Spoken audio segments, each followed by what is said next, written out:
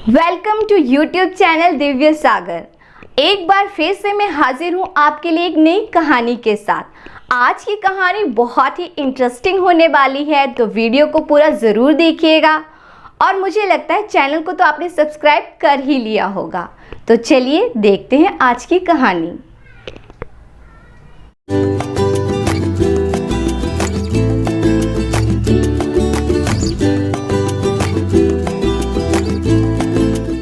बहुत समय पहले की बात है। एक देश में दो भाई रहते थे।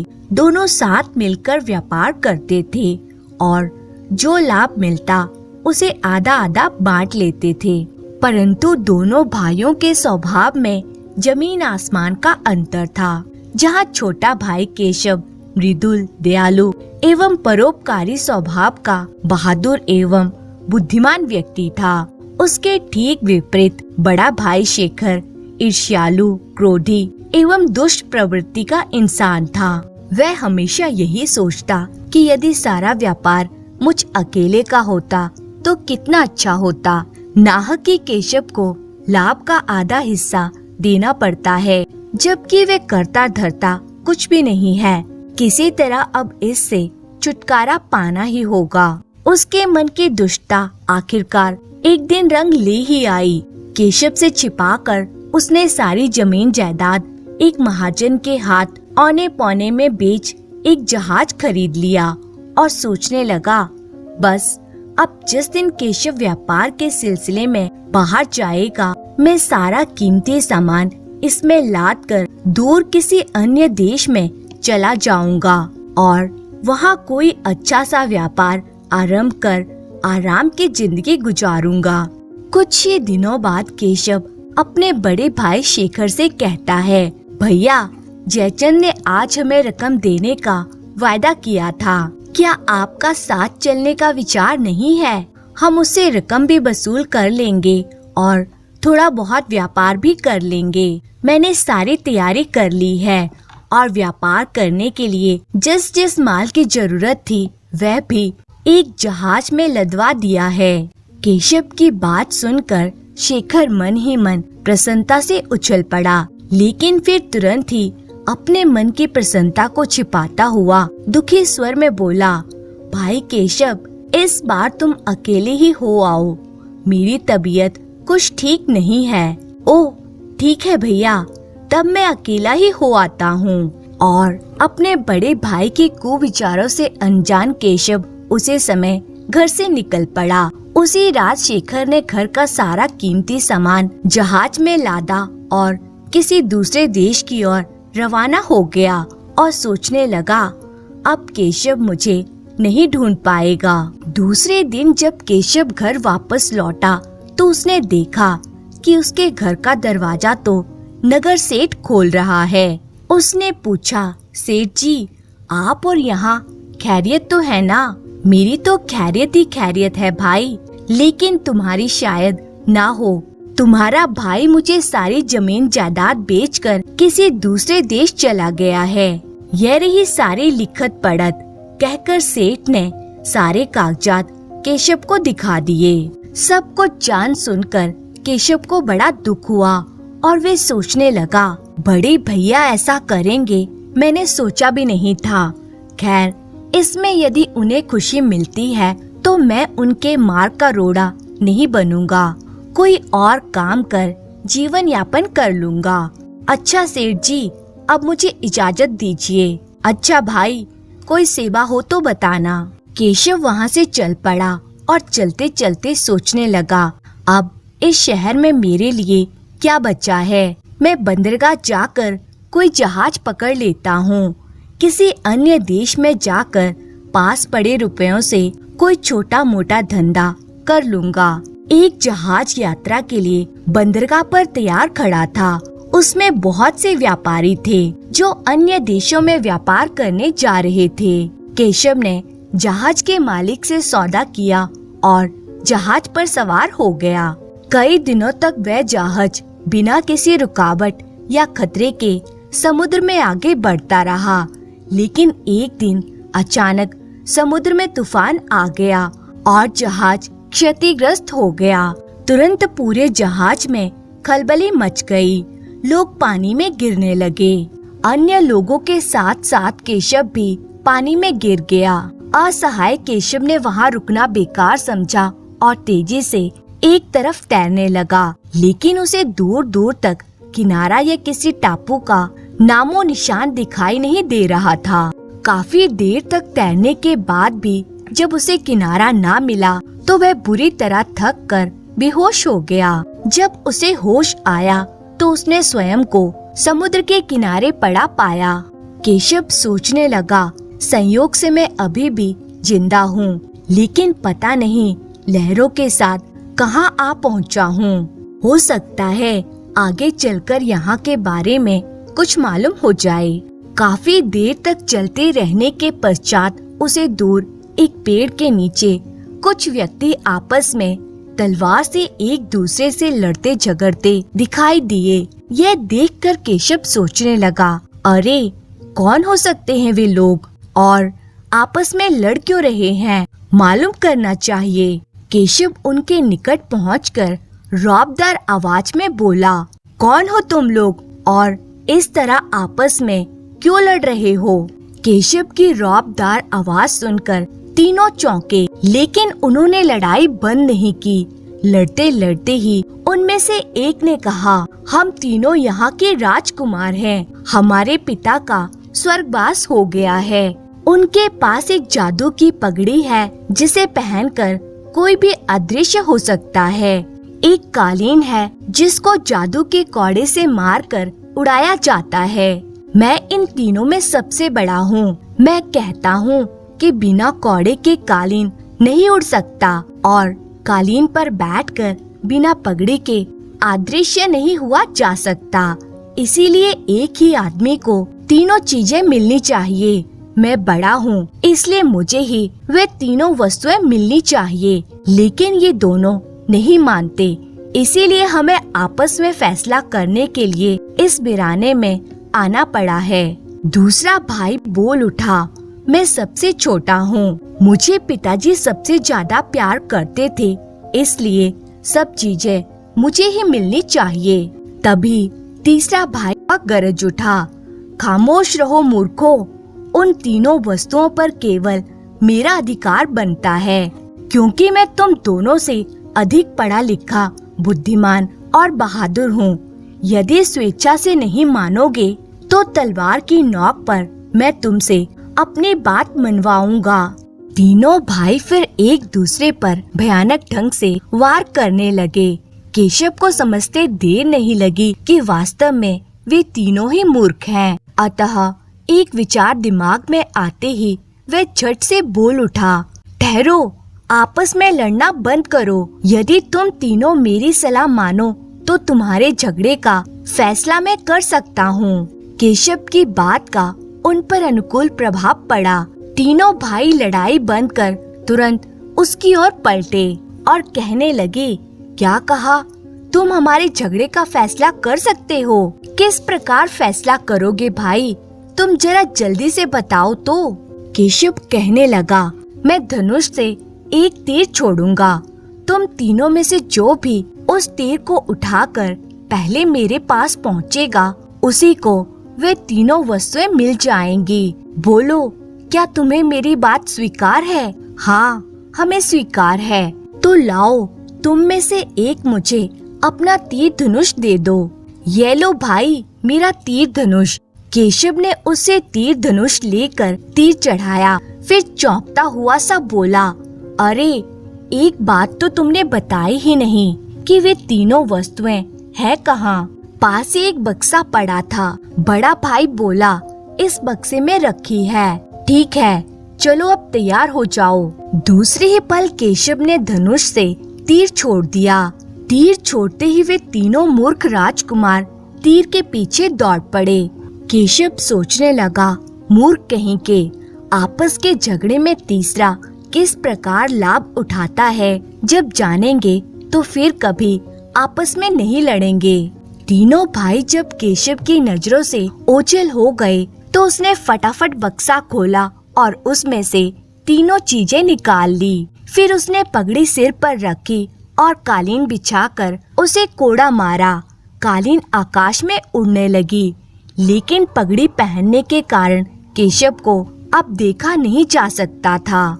जब तीर के पीछे दौड़ते तीनों मूर्ख राजकुमारों ने अपनी जादुई कालीन को आकाश में अपने सिर के ऊपर से जाते देखा तो सारा माजरा समझकर उन्होंने अपना सिर पीट लिया। हाय, हमारी अनमोल वस्तुएं! अरे धोखेबाज, ठहरो, वरना मैं तुम्हें अपने तीर से अभी मार गिराऊंगा।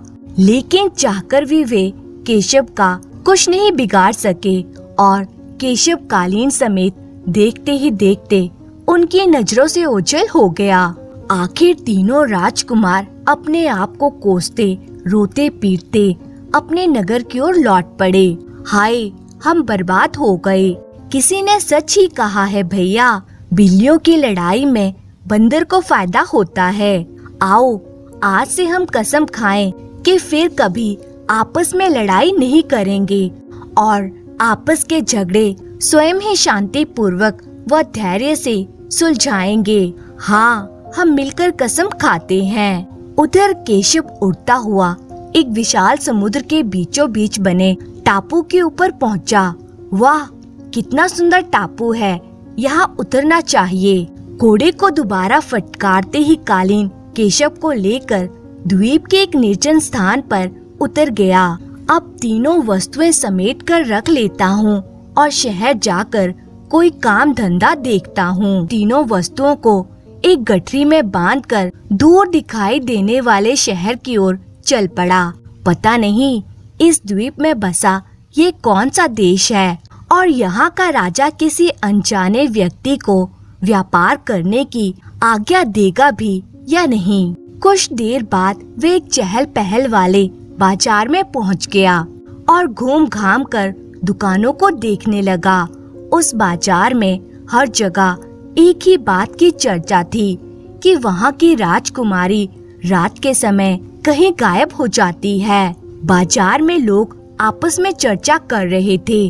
आश्चर्य की बात है, पता नहीं राजकुमारी जी रात को अचानक कहाँ गायब हो जाती है, फिर सुबह ही लौटकर आ जाती है। हाँ भाई, आज तक इस रहस्य को राजा के साथ साथ महल का कोई कर्मचारी भी नहीं जान पाया है। भाई, मुझे तो लगता है राजकुमारी पर किसी प्रेतनी का साया पड़ गया है और वही उसे रात को चुपचाप कहीं ले जाती है। उन चर्चाओं को सुनकर केशव सोचने लगा, अच्छा, तो यहाँ की राजकुमारी रोज रात को कहीं गायब हो जाती है। कोई नहीं जानता कि वे कहाँ, कब और कैसे चली जाती है, जबकि सुबह ही वे अपने बिस्तर पर मिलती है। और राजा ने ये घोषणा करवा रखी है कि जो व्यक्ति इस रहस्य का पता लगाएगा उसे न केवल आधा राज्य पुरस्कार में मिलेगा, बल्कि राजकुमारी के साथ उसकी शादी भी कर दी जाएगी। फिर क्यों न मैं अपनी किस्मत आजमा कर देखूं। और मन ही मन निर्णय कर वे सीधा राज दरबार में जा पहुंचा और कहने लगा, महाराज की जय हो। महाराज, यदि आज्ञा दे तो मैं राजकुमारी के रात के समय कमरे से गायब होने के रहस्य का पता लगा सकता हूँ। इजाजत है, लेकिन ध्यान रहे नवयुवक, यदि तुम रहस्य का पता ना लगा सके तो तुम्हारी गर्दन काट दी जाएगी। मुझे स्वीकार है महाराज। उसी रात केशव राजकुमारी के महल पहुंचा और बाहर ही बिछौना बिछाकर लेट गया। केशव ने अपनी तीनों अनमोल वस्तुएं और एक तलवार साथ में रख ली ताकि समय आने पर वे उनका इस्तेमाल कर सके। आधी रात के समय केशव उठकर देखता है कि राजकुमारी जी अपने पलंग पर आराम से सो रही हैं। राजकुमारी को आराम से सोता देख वे पुनः बिछौने पर आकर लेट जाता है। परंतु आधी रात बीतते ही एक भयानक शक्ल सूरत के दैत्य को आकाश से नीचे उतरते देख केशव सावधान हो जाता है।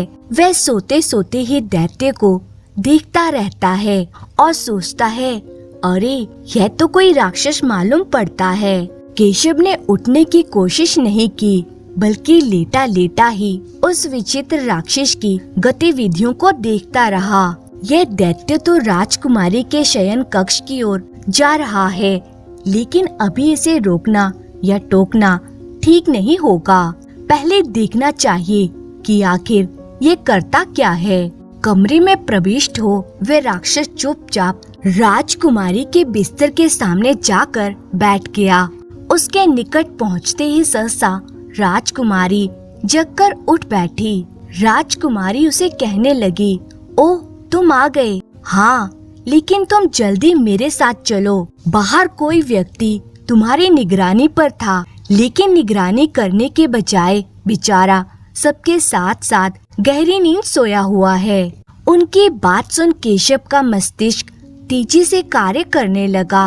अच्छा, तो यही राक्षस रोज राजकुमारी को कहीं ले जाता है। मुझे अदृश्य पगड़ी पहनकर पहले यह पता लगाना चाहिए कि यह राजकुमारी को कहाँ और क्यों ले जाता है।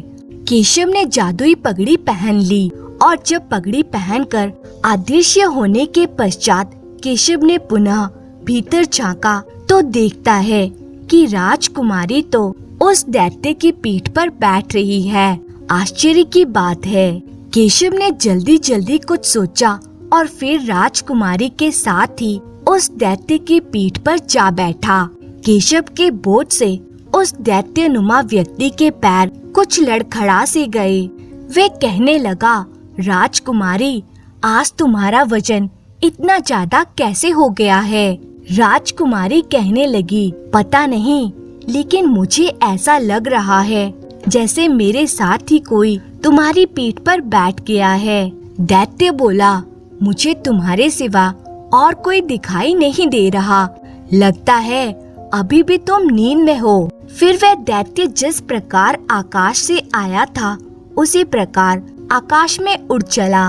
उड़ता उड़ता वह दैत्य एक जंगल में पहुंचा, जिसके बीचों बीच एक महल खड़ा था। शीघ्र ही वह दैत्य उस महल के सामने उतरा और उसके उतरते ही केशव उसकी पीठ से कूदकर धरती पर पहुंच गया और सोचने लगा, आखिर ये दानव राजकुमारी को यहाँ क्यों लेकर आया है। किसका हो सकता है यह विचित्र महल। राजकुमारी के नीचे उतरते ही महल के भीतर से कुछ दासियां दौड़ी दौड़ी वहाँ आई और उन्होंने राजकुमारी के पहनने के लिए हीरो से जगमगाती चप्पलें उसके सामने रखी और कहने लगी, राजकुमारी जी, इन्हें पहन लीजिए। परंतु इससे पहले कि राजकुमारी चप्पलों में पैर डालती, अदृश्य केशव ने एक चप्पल उठाकर छिपा ली। एक चप्पल को अचानक ही अपनी दृष्टि से ओझल होते देख सभी आश्चर्यचकित हो उठे। अरे, एक चप्पल कहाँ चली गई? उफ, पता नहीं आज क्या हो रहा है। पहले मुझे यह लगा था कि कोई मेरे बराबर दैत्य की पीठ पर बैठा हुआ है और अब एक चप्पल रहस्यमय तरीके से गायब हो गई। तभी आश्चर्यचकित दैत्य बोल उठा, जरूर कोई खास बात है। सुनो, तुम सब राजकुमारी को लेकर भीतर स्वामी के पास जाओ। मैं देखता हूँ कि यह सब क्या चक्कर है। यह सुनकर केशव सोचने लगा, अच्छा, तो महल के भीतर इनका कोई स्वामी भी है। दासियां राजकुमारी को साथ ले महल के भीतर प्रविष्ट हो गईं और शीघ्र ही वे एक ऐसे सुंदर सजाए कमरे में पहुंची जहां पर एक जादूगर मौजूद था। वे दासियों से कहने लगा, दासियों, ले आई तुम राजकुमारी को, हमारे दिल की मलिका को। अब तुम सब जाओ। दासियों के जाने के पश्चात जादूगर बोला, राजकुमारी, कल पूर्णिमा का चांद निकलेगा और कल ही मुझे हर अवस्था में आपसे विवाह करना है। बोलो, मेरे साथ विवाह करने के लिए तुम तैयार हो या नहीं? राजकुमारी चुपचाप खड़ी रही। राजकुमारी को चुप देखकर वे जादूगर जोर से चिल्लाया, जल्दी जवाब दे, नहीं तो मैं तुझे अभी पत्थर बना दूंगा। तभी केशव ने आगे बढ़कर जादूगर के मुंह पर एक जोरदार थप्पड़ मारा। जादूगर चिल्लाकर बोला, ये कौन गुस्ताख है लेकिन राजकुमारी के अलावा और किसी को आसपास न पाकर वे जादूगर चौंक उठा। वे कहने लगा, मुझे थप्पड़ किसने मारा? जरूर कोई अदृश्य रूप में यहाँ मौजूद है। सुनो, तुम जो कोई भी हो सामने आ जाओ, वरना मैं तुम्हें मंत्र फूंक कर सामने लाऊंगा और तुम्हारी बोटी बोटी नोच डालूंगा। लेकिन जब केशव ने कोई जवाब नहीं दिया तो वे जोर जोर से मंत्रों का उच्चारण करने लगा। केशव ने सोचा, अब देर करना ठीक नहीं, इसे मौत के घाट उतार देना चाहिए। दूसरे ही पल केशव ने अपनी मयान से तलवार खींची और एक भरपूर वार जादूगर की गर्दन पर कर दिया। जादूगर की गर्दन कटकर जमीन पर गिर गई और उसके प्राण निकल गए। बस उसी क्षण जमीन कांपने लगी। वह महल बुरी तरह हिलने डुलने लगा। महल के चारों तरफ ऐसा तूफान उठा कि लगता था जैसे सब कुछ तिनके के समान हवा में उड़ जाएगा। ये सब देखकर राजकुमारी कहने लगी, हे ईश्वर, ये सब क्या हो रहा है? किसने मारा जादूगर को? केशव सोचने लगा, अब यहाँ रुकना बेकार है, जल्दी से राजकुमारी को लेकर निकल चलता हूँ। केशव ने झट से कालीन निकालकर जमीन पर बिछाया और उस पर राजकुमारी को बिठाकर जादुई कोड़ा मारा। कालीन महल से निकलकर आकाश में उड़ने लगा। आकाश में उड़ते हुए राजकुमारी सोचने लगी, पता नहीं इस जादुई कालीन पर अदृश्य रूप से कौन है मेरे साथ और मुझे कहाँ ले जा रहा है। सवेरा होते ही देखा कि राजकुमारी अपने बिस्तर पर सो रही है और केशव द्वार के पास पड़ा सो रहा है। एक सैनिक कहने लगा, अरे राजकुमारी और ये युवक तो सकुशल यहाँ मौजूद हैं, जबकि रात को दोनों ही गायब हो गए थे। हाँ, इस युवक को उठाओ, अब तो सारा माजरा यही बता सकता है। उन्होंने केशव को जगाया और कहने लगे, क्यों भाई, कल रात राजकुमारी के साथ साथ तुम भी कहाँ गायब हो गए थे? सब कुछ बताऊंगा, लेकिन राजा के सामने। तो चलो, राज दरबार में महाराज तुम्हारा ही इंतजार कर रहे हैं। सैनिक केशव को लेकर राज दरबार में पहुँचे। महाराज कहने लगे, बताओ युवक, राजकुमारी रोज रात को कहाँ गायब हो जाती है? रात भर कहाँ रहती है और फिर सुबह कैसे वापस अपने कमरे में पहुँच जाती है? महाराज, कारण मैंने मालूम कर लिया है और विश्वास रखें कि अब राजकुमारी जी कभी भी इस तरह गायब नहीं हुआ करेंगी। फिर केशव ने रात की सारी घटना राजा को विस्तार पूर्वक बता दी।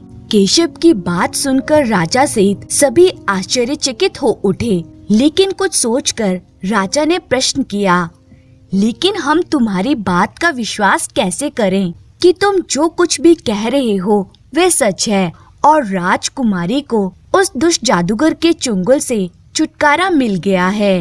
केशव ने तुरंत अपनी पोटली से हीरो की जगमगाती चप्पल निकालकर उनके सामने रख दी। महाराज, प्रमाण के रूप में यह हीरो की चप्पल हाजिर है। यह चप्पल जादूगर की ओर से राजकुमारी को पहनने के लिए दी गई थी।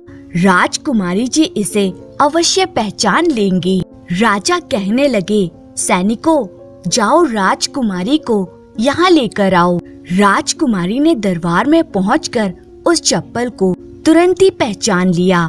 हाँ पिताश्री, ये चप्पल उसी जोड़ी की है जो जादूगर ने मुझे पहनने के लिए दी थी, लेकिन किसी बहादुर ने उसे मारकर मुझे उस मायावी जाल से कल रात मुक्त करा दिया। यह सुनकर राजा कहने लगे, वह बहादुर नौजवान तो यह युवक है, लेकिन बेटी तुमने ये बात आज तक हमसे क्यों छिपाई रखी? केशव कहने लगा, क्षमा करें महाराज, इसमें राजकुमारी जी का कोई दोष नहीं है। जादूगर के मायावी जाल के कारण इन्हें तो रात की घटना याद ही नहीं रहती थी, लेकिन अब क्योंकि जादूगर की मौत के साथ ही उसका मायावी जाल भी खत्म हो चुका है, इसीलिए इन्हें कल रात की सारी घटना याद है।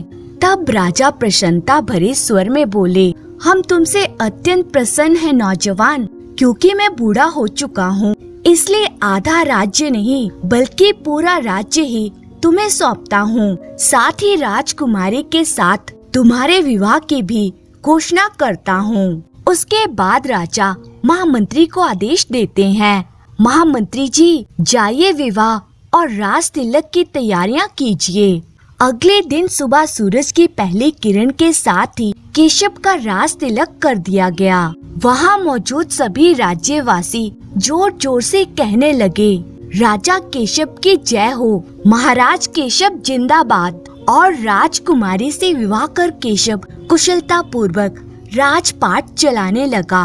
प्रजा उसके शासन में अत्यंत ही प्रसन्न रहने लगी। एक दिन की बात है, जब दरबार लगा था, कुछ सिपाही एक आदमी को पकड़कर उसके सामने लाए और कहने लगे, महाराज यह व्यापारी बिना आज्ञा के हमारे देश में व्यापार कर रहा है। हमारे कानून के अनुसार इसे सजाए मौत दी जाए। फिर व्यक्ति कहने लगा, नहीं नहीं, मुझे क्षमा कर दीजिए महाराज।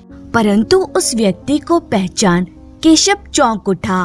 वह उसका धूर्त भाई शेखर ही था, जो उसे धोखा देकर इस देश में आ बसा था और चोरी चुपके व्यापार चला रहा था। केशव दौड़कर उसके गले जा लगा। वह व्यक्ति कहने लगा, ये आप क्या कर रहे हैं महाराज? भैया, कैसे हो भैया? मुझे पहचाना नहीं? मैं तुम्हारा छोटा भाई केशव हूँ। केशव को पहचानते ही शेखर उसके पैरों में गिरकर पश्चाताप करने लगा। केशव कहने लगा, अरे अरे भैया, ये क्या कर रहे हो? मेरे छोटे भाई केशव, मुझे माफ कर दो।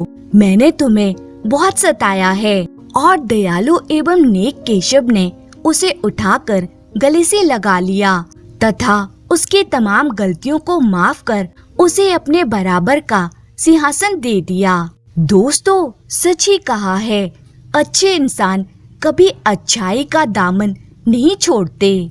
तो दोस्तों, आपको ये कहानी अच्छी लगी हो तो लाइक और कमेंट जरूर करें और इसी तरह की मजेदार कहानियाँ देखने और सुनने के लिए चैनल को सब्सक्राइब करें। धन्यवाद। किशोर का जन्म एक संपन्न परिवार में हुआ था। उसके पिता नगर के प्रसिद्ध सेठ थे। परिवार में कोई कमी नहीं थी। किशोर के दो बड़े भाई थे जो पिता के व्यवसाय में उनका हाथ बटाते थे, किंतु किशोर के लिए सब कुछ ठीक नहीं था। किशोर जन्म से ही नेत्रहीन था। इस कारण उसका सारा जीवन घर में ही व्यतीत हुआ था। उसको घर में ही सभी सुख साधन उपलब्ध रहते थे। नेत्रहीनता के अतिरिक्त किशोर के लिए एक और कष्टकारी स्थिति थी। वह यह कि उसकी माँ का निधन छोटी उम्र में ही हो गया था। यद्यपि किशोर के पिता और उसके भाई उससे अत्यधिक प्रेम करते थे और उसकी सुख सुविधा का पूर्ण ध्यान रखते थे, किंतु व्यापार की व्यस्तता के चलते वे घर में अधिक समय नहीं दे पाते थे। किशोर का जीवन सेवकों के सहारे ही चल रहा था, जिस कारण किशोर के मन में विरक्ति उत्पन्न होने लगी। वह ठाकुर जी के ध्यान में लीन रहने लगा। धीरे धीरे ठाकुर जी के प्रति उसकी भक्ति बढ़ती चली गई। अब उसका सारा समय ठाकुर जी के ध्यान और भजन कीर्तन में व्यतीत होने लगा। उसके पिता और उसके भाइयों को इससे कोई आपत्ति नहीं थी। उन्होंने उसको कभी भी इस कार्य से नहीं रोका, किंतु समय की गति को कौन रोक सकता है। समय आने पर दोनों बड़े भाइयों का विवाह हो गया। आरंभ में तो सब ठीक रहा, किंतु धीरे धीरे किशोर की भावियों को किशोर अखरने लगा। किशोर भी अब युवा हो चला था। उसकी दोनों भाभियां किशोर की सेवा करना बिल्कुल भी पसंद नहीं करती थीं। पहले तो वे इस बात को मन में छिपाए रहीं, किंतु धीरे धीरे इस बात ने किशोर के प्रति ईर्ष्या का भाव ले लिया। अपनी भाभियों की इन भावनाओं से अनभिज्ञ किशोर उनमें अपनी माँ का रूप देखता था और सोचता था कि उसकी माँ की कमी अब पूर्ण हो गई है। धीरे धीरे ईर्ष्या विकराल रूप धारण करती जा रही थी। समय की बात है, कुछ दिनों बाद किशोर के पिता का भी देहांत हो गया। अब किशोर पूर्ण रूप से अपने भाइयों और भाभियों पर ही निर्भर हो गया था। उसके भाइयों का प्रेम अब भी उसके प्रति वैसा ही बना रहा, किंतु अवसर देखकर किशोर की भाभियों ने अपने पतियों को किशोर के विरुद्ध भड़काना आरंभ कर दिया। जैसे जैसे समय बीतता गया, उनका षड्यंत्र बढ़ता गया। अंततः वह दिन भी आ गया जब किशोर के भाई भी पूर्ण रूप से किशोर के विरुद्ध हो गए। अब उनको भी किशोर अखरने लगा था। इन सब बातों से अनभिज्ञ, सहज, सरल हृदय वाला किशोर अब भी ठाकुर जी की ही भक्ति में लीन रहता था। वे अपने भाइयों और भाभियों के प्रति मन में किसी प्रकार की शंका नहीं रखता था, किंतु ऐसा कब तक चलता। आखिर एक दिन भाइयों की पत्नियों ने अपने पतियों को समझाया कि इस नेत्रहीन के मुंह में क्यों फंसे हो, इससे मुक्ति प्राप्त करो, अन्यथा एक दिन तुमको अपनी संपत्ति इसके साथ बांटनी पड़ेगी। इस संपत्ति पर इसका अधिकार ही क्या है, इसने जीवन भर करा ही क्या है। ये जो भी कुछ है सब तुम्हारी परिश्रम का ही परिणाम है, फिर आखिर इसको क्यों दी जाए। भाइयों के मन में कपट घर कर गया। एक दिन सबने मिलकर किशोर से कहा कि अब हम तुम्हारा बोझ और अधिक नहीं उठा सकते, इसलिए हम तुम्हारे रहने और खाने का प्रबंध कहीं और कर रहे हैं। अब तुम वहीं रहा करोगे। तुमको समय पर खाना, कपड़े और अन्य आवश्यक सामग्री मिलती रहेगी। तुमको किसी प्रकार का कोई कष्ट नहीं होने देंगे। अपने भाइयों के मुख से अनायास ही इस प्रकार की बात सुनकर किशोर अबाक रह गया। वह नहीं समझ सका कि वह क्या बोले। उसकी आंखों से झरझर अश्रु बह निकले, किंतु वे कुछ भी बोल पाने की स्थिति में नहीं रहा। अंततः स्वयं को संयमित करते हुए वह बोला, भाई, आपने मेरे लिए जो निर्णय लिया है वह निश्चित रूप से ही मेरे अच्छे के लिए ही होगा, किंतु बस इतना तो बता दो कि मेरा अपराध क्या है।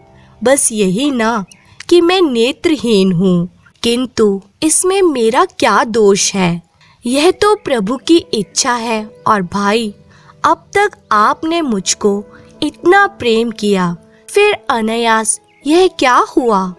भाइयों के पास कोई उत्तर नहीं था। वे उसको छोड़कर चले गए। अब किशोर पूर्ण रूप से अनाथ हो चुका था, किंतु ऐसा नहीं था। जिसका कोई नहीं होता उसके भगवान होते हैं।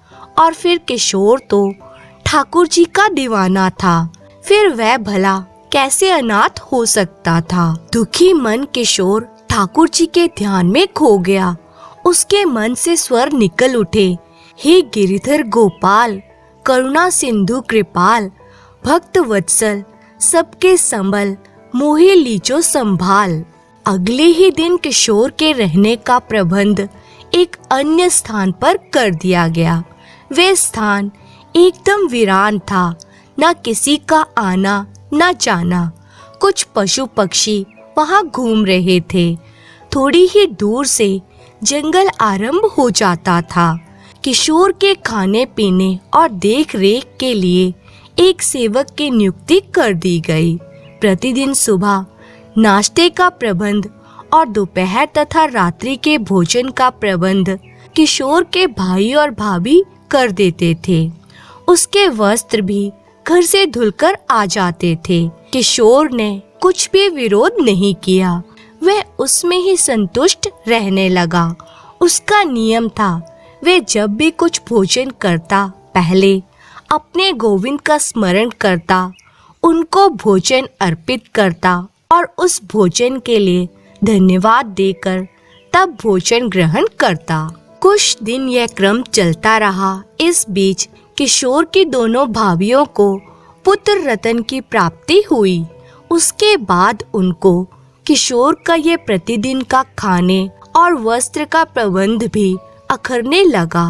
तब दोनों ने मिलकर एक भयानक षड्यंत्र रचा। उन्होंने किशोर को समाप्त करने की योजना बनाई। अगले दिन रात्रि के भोजन में विष मिलाकर सेवक के हाथ भेज दिया। इस बात से अनभिज्ञ सेवक भोजन लेकर पहुंचा और किशोर को भोजन सौंप दिया। किशोर ने भोजन प्राप्त किया और प्रतिदिन की भांति भोजन गोविंद को अर्पित किया। अब जिसके साथ गोविंद सदा रहते हों, उसके सामने कोई षड्यंत्र भला क्या करता। गोविंद के भोजन स्वीकार करते ही भोजन प्रसाद के रूप में परिवर्तित हो गया। किशोर ने सुख पूर्वक भोजन किया, भगवान का धन्यवाद किया और लग गया हरि भजन में। उधर दोनों भाभियां प्रसन्न थी कि चलो आज पीछा छूटा। अगले दिन अनजान बनकर उन्होंने फिर से प्रातः काल का नाश्ता तैयार किया और सेवक के हाथ भेज दिया, इस आशा के साथ कि थोड़ी ही देर में सेवक उनके मन को प्रसन्न करने वाली सूचना लेकर आएगा। नाश्ता देकर जब सेवक वापस लौटा तो किशोर को कुशल जान उनको बड़ा आश्चर्य हुआ। वे दोनों पाप बुद्धि यह नहीं जान पाई कि जिसका रक्षक दया निधान हो उसका भला कोई क्या बिगाड़ सकता है। उन्होंने सोचा हो सकता है कि किसी कारणवश किशोर ने रात्रि में भोजन ही ना किया हो। ऐसा विचार कर उन कुटिल स्त्रियों ने अपने मन की शंका का समाधान स्वयं करने की ठानी। उस दिन उन्होंने दोपहर के भोजन में किशोर के लिए खीर बनाई और उसमें पहले से भी अधिक विष मिला दिया।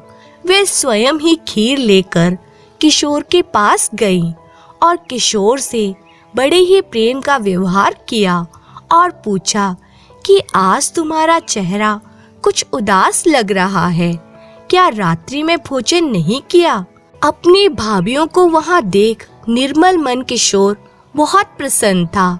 वे बोला, नहीं भाभी, मैंने तो भोजन करा था, बहुत स्वादिष्ट लगा। यह तो आपका प्रेम है जो आपको ऐसा प्रतीत हो रहा है। यह सुनकर दोनों पापी स्त्रियां शंका में पड़ गई कि इसने भोजन किया तो फिर ये जीवित कैसे है। उनकी पाप बुद्धि ने अब भी उनका साथ नहीं दिया और वे सत्य को नहीं पहचान पाई। उन्होंने मन में विचार किया कि किशोर हमसे झूठ बोल रहा है। तब उन्होंने प्रेम पूर्वक किशोर को खीर देकर कहा, आज हम तुम्हारे लिए अपने हाथों से खीर बनाकर लाई हैं और अपने सामने ही खिलाकर जाएंगी। उनके कपटपूर्ण प्रेम के नाटक को किशोर नहीं जान पाया। उसकी आंखों में आंसू आ गए। उसने प्रेम से वह खीर ली और खाने बैठ गया, किंतु खाने से पूर्व वे अपने गोविंद को नहीं भूला। उसने प्रेम पूर्वक गोविंद को स्मरण किया, उनको खीर अर्पित करी और प्रेम पूर्वक खाने लगा। फिर कैसा विष और कैसा षड्यंत्र, वह सुख पूर्वक सारी खीर खा गया। उधर उसकी भाभियों ने उसको खीर खाते देखा तो सोचा कि हो गया इसका तो अंत, अब यहाँ रुकना उचित नहीं। ऐसा विचार कर वे तुरंत ही वहाँ से निकल गईं। खीर खाने के बाद किशोर ने भाभी को धन्यवाद कहा, किंतु वे वहाँ होती तब ना। किशोर को बहुत आश्चर्य हुआ कि अनायास ही वे दोनों कहाँ चली गई।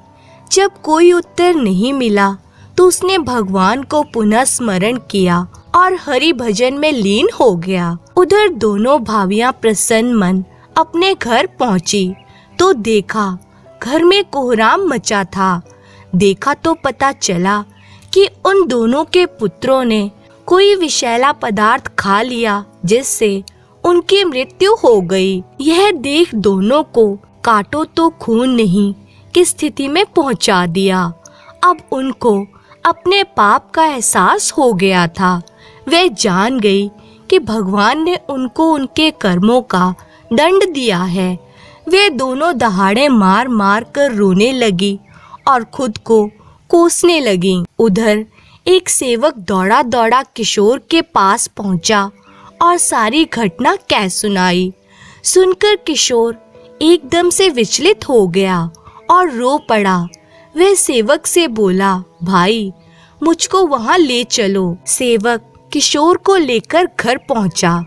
वहां जाकर किशोर ने देखा कि सभी लोग जोर जोर से विलाप कर रहे हैं। उसके भाई और भाभीियों का तो रो रो कर बुरा हाल हो गया था। किशोर को वहां जीवित खड़ा देख दोनों भाभी सन्न रह गई। अब उनको इस बात का विश्वास हो गया था कि जिस किशोर को उन्होंने ठुकरा दिया और जिसकी हत्या करने की कुचेष्टा करी, भगवान स्वयं उसके साथ है, इसलिए उसका बाल भी बांका नहीं हुआ, बल्कि भगवान ने उनको ही उनकी करनी का फल दिया है। वे दोनों कुटिल स्त्रियां किशोर से भयभीत हो उठी और उसके पैरों में गिरकर अपने सारे अपराध स्वीकार कर लिए और उससे क्षमा याचना करने लगी। किशोर और उसके भाई उन दोनों के इस षड्यंत्र को सुन अवाक थे, किंतु किशोर तो वहां उन बच्चों के खातिर आया था। किशोर ने सेवक से कहा, मुझको बच्चों तक पहुंचा दो। सेवक ने ऐसा ही किया। बच्चों के पास जाकर किशोर ने श्री गोविंद को स्मरण किया और प्रार्थना करी कि हे गोविंद, आज मेरी लाज आपके हाथ में है। इन दोनों मासूमों को जीवन दान दो या फिर मेरा भी जीवन ले लो। ऐसी प्रार्थना कर किशोर ने दोनों बच्चों के सिर पर हाथ रखा। ठाकुर जी की लीला अपने भक्त की पुकार को कैसे अनसुना करते। पल भर में ही दोनों बच्चे जीवित हो उठे।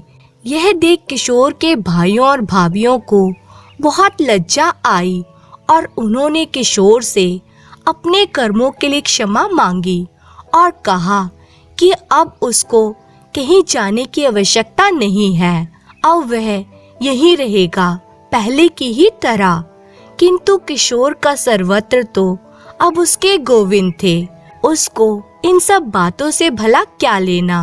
वह सेवक के साथ वापस लौट गया। किशोर के भाई और भाभी बहुत लज्जित हुए जा रहे थे। सारा समाज उनको बुरा भला कह रहा था। सबने यही कहा कि अंत में वही भाई काम आया जिसको उन्होंने निर्दयता से ठुकरा दिया था। उन सभी को सारी रात नींद नहीं आई। अगले दिन सभी ने मिलकर किशोर को वापस लाने का निर्णय किया। सब लोग मिलकर किशोर के पास पहुँचे, किंतु किशोर तो पहले ही सब कुछ भांप चुका था। वह लोग जब किशोर के निवास पर पहुँचे तो किशोर वहाँ नहीं था, वह वहाँ से जा चुका था। भाइयों और भाभीियों को बहुत पछतावा हुआ। उन्होंने किशोर को आसपास बहुत खोजा, किंतु वे नहीं मिला। निराश मन सब लोग वापस लौट गए। उधर जंगल में कहीं दूर स्वर लहरिया गूंज रहे थे। हे गिरिधर गोपाल, करुणा सिंधु कृपाल, भक्त वत्सल, सबके संबल, मोहे लीजो संभाल। धन्यवाद।